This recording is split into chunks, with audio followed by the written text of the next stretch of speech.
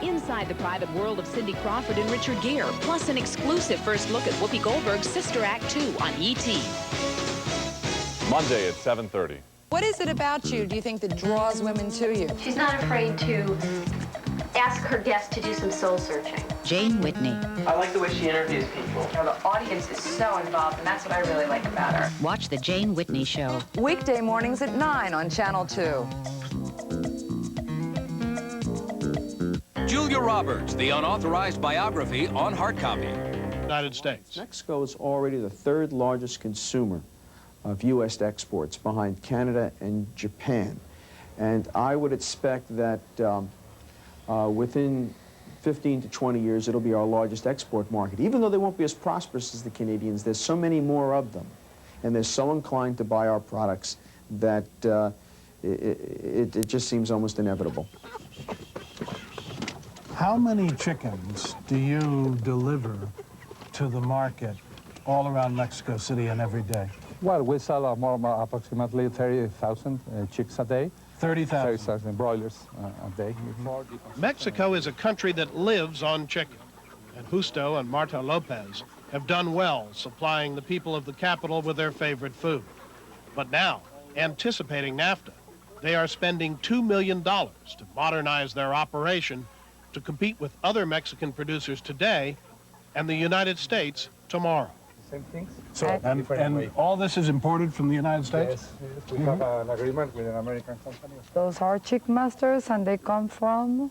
From Georgia. Georgia. From Georgia. See, we go to the best places in the States where they made the best machinery, and that's what we're trying to buy. Right. They buy the kinds of things that Americans like to sell that we complain the Japanese won't buy. Industrial machinery, construction and engineering services. They're opening up to American cars. The kinds of products that require a lot of technology, that require highly skilled labor, that pay $20 an hour instead of $7 an hour. We are getting the better end of the deal. But that's not the popular perception. We're looking a gift horse in the mouth. The heart of modern Mexico is here in Monterrey, an industrial boom town just 2 hours' drive from the Texas border. The business of Monterrey is business. It's headquarters for conglomerates that produce everything from chemicals and glassware to cement and steel. Here in Monterrey, we have a very clear understanding that the country has opened the borders to compete with the rest of the world. Rafael Paez is the head of the Alpha Group, a highly diversified corporation with 30,000 employees and assets of over $4 billion. It is already engaged in 14 joint venture operations, including several with U.S. firms.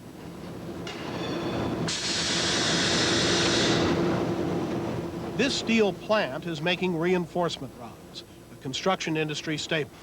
They are marketing their new design process in the United States and Italy. If NAFTA is not adopted, what reaction do you anticipate here in Mexico? We'll have to continue with the same pattern that we have in our economy and look for some other ways in order to have a better situation for both countries in the worldwide competition. It's not going to be the end of the world. Definitely not. Alpha manufactures synthetic fibers, nylon, lycra, in this state-of-the-art factory in a joint venture with DuPont. Paez argues that under the terms of NAFTA, jobs already lost to the Far East could be brought back to this hemisphere by combining U.S. manufacturing technology and lower-wage Mexican workers.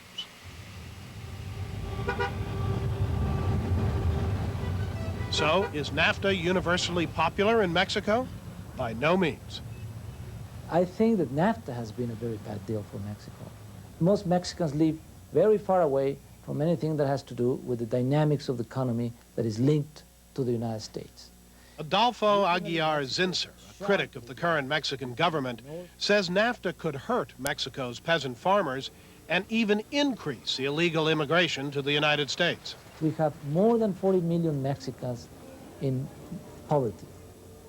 Those Mexicans are going to be around our cities, are going to be around our industrial centers, and are going to be around the U.S. border crossing over. Even free trade enthusiasts acknowledge that Mexico has a long way to go before it joins the first world. Mexico needs enormous amounts of investments to fix up its infrastructure, to rebuild its roads, to rebuild its sewage systems, to build decent housing. Peter Morisi. You're going to find that the communication system is certainly less than adequate. The environmental circumstances are going to be very, very difficult and uncertain. Corruption tends to be particularly problematic there. You're also in a society where you really don't have modern practices in terms of just moving paper. The bureaucracy moves slowly. Despite these problems, and with or without NAFTA, a new breed of self-confident entrepreneurs is preparing to compete with all comers.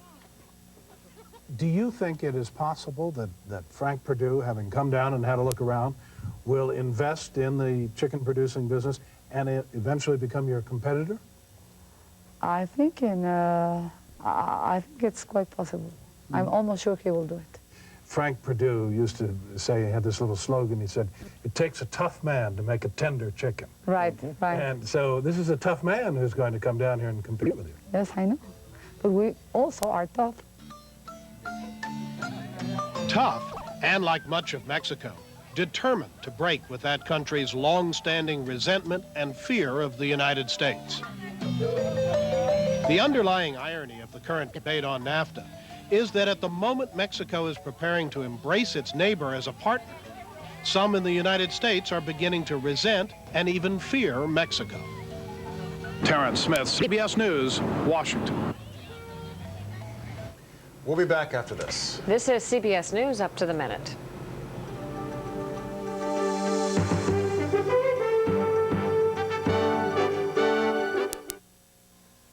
How about poor Fred Wilson?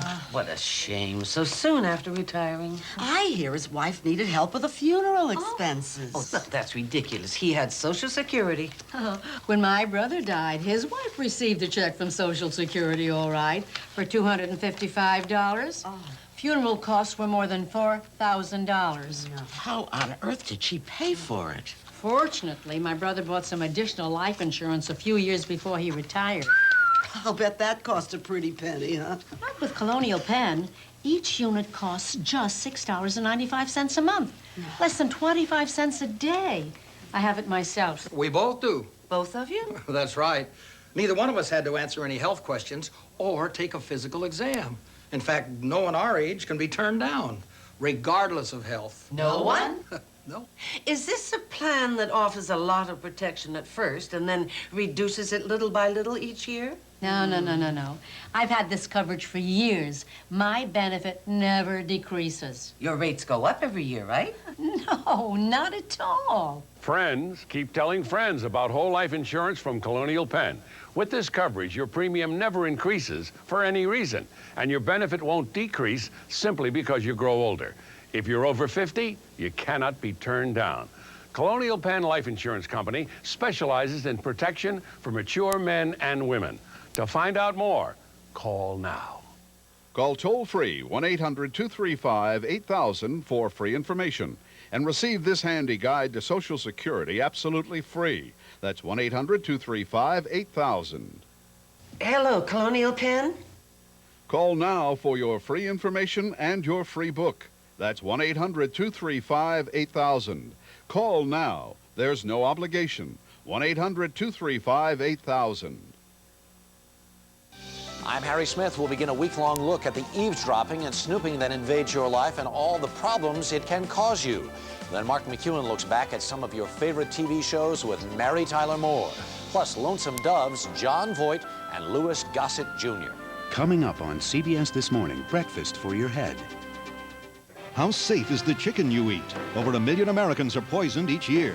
Ways to protect yourself in an Eye on America special investigation this week on the CBS Evening News. Watch CBS This Morning. It's breakfast for your head. When it comes to consumer fraud, prize scams top the list, and it seems that the contest con game has been around forever. But now the bad guys have come up with a new twist, using the names of legitimate contests, names you know, names you trust, and they're racking up victims all over the country. Consumer reporter Herb Weisbaum has the story. When it comes to contests, Publishers Clearinghouse and American Family Publishers are familiar and trusted names. You can be very, very rich in no time at all. But now contest counterfeiters are trying to cash in on that trust. We do know that hundreds of people, if not thousands or more, have already been scammed. I was the only lucky one. They got Jackie Reeves of Keller, Texas. Jackie always enters these magazine contests, so she was thrilled to get this overnight letter saying she had won a free trip to Hawaii. All she had to do to claim her prize was send in a supposedly refundable deposit right away. So they have your $200. Correct. You have? Nothing. What was it about the letter that made you think it was legitimate? I guess the Ed McMahon and Dick Clark in the corner. Jackie's look-alike letter came from Houston. But you won't find Dick Clark or Ed McMahon here. The return addresses used on these phony sweepstakes letters are nothing more than a series of mail drops throughout Houston. And what about that impressive-sounding suite? Turns out in this case, Suite 381 is really just Box 381. Counterfeit prize notices using the Publishers Clearinghouse name are also coming from Texas. In St. Charles, Missouri, James Becker got fooled by this fake. It wasn't until after he sent in his $200 that he noticed something funny about the logo on the letter from Houston. This is the original from Port Washington, New York, with the house alone. Then you got the other logo with the circle around it. Good afternoon, Better Business Bureau. The Houston Better Business Bureau is trying to help people swindled by this scam. We've seen victims paying anywhere from $100 to $800. $800? Mm-hmm. And do they get anything? Once the consumer sends the money in, they receive absolutely nothing in return. There have been instances in which people have broken down and cried on the telephone when advised that they haven't won. So who's behind this scam? According to a lawsuit filed by American Family Publishers, a man named Richard Allen Chase. Chase lives in Houston, just a few miles from the various mail drops. He didn't return my call, so I went to see him. But when I knocked on his apartment door, no one answered. His shiny new Jaguar was in the parking lot. So I tried calling him on the security phone at the front gate. Well, I'd like to talk to you. I was just knocking on your apartment door a second ago. Chase wouldn't talk to me face-to-face or on camera. Over the phone, he denied having anything to do with these sweepstakes scams. You're saying you never used their name or logos? But outside his house, we found this bag of trash. Inside, along with the mailing lists and shipping invoices, phony letters and award notices with the American Family Publishers name and logo. We noticed that each one had the exact same winning entry number.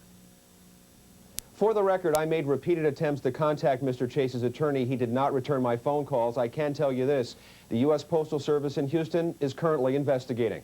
Herb Weisbaum for CBS News.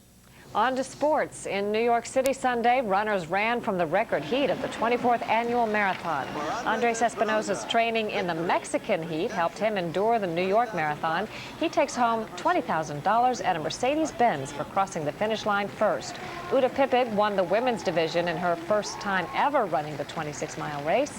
But the high temperatures caused some problems, as several dozen people were sent to area hospitals, too, with body temperatures of 108 degrees.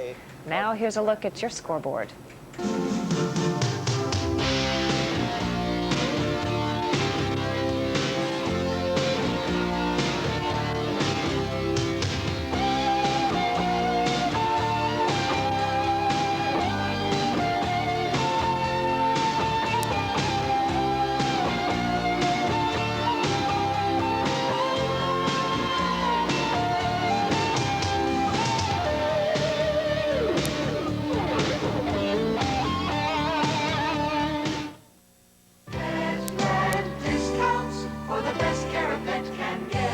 Hi, I'm Neil Padron, president.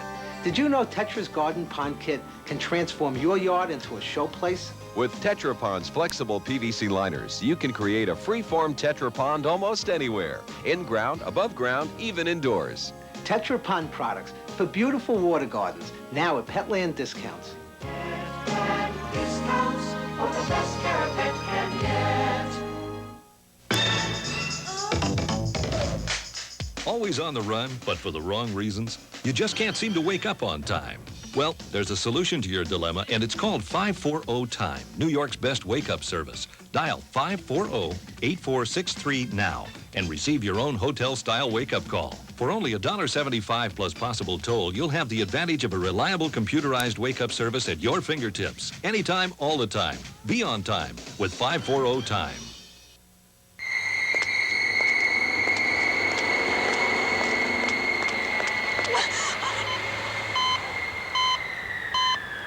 If you're suffering the aftermath of a violent crime, we can help.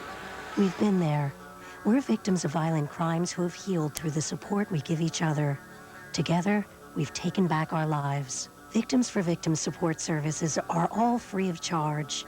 Call us at 431-1200. We can help. Babies and puppies are proven attention getters. That's why we're using them to draw your attention to the government's free Consumer Information Catalog. To get your free copy, send your name and address to Catalog, Pueblo, Colorado 81009. Every day, burglars, rapists, even convicted murderers are given 3 square meals a day. Unfortunately, thousands of the homebound elderly aren't so lucky.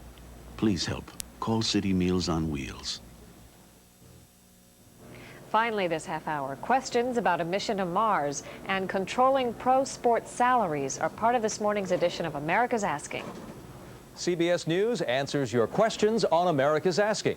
Hello, I'm Ernie Anastos. Our first question today is about the disappearance of a billion-dollar spacecraft. My name is Steve Shapiro, and I'm from Madison, Wisconsin.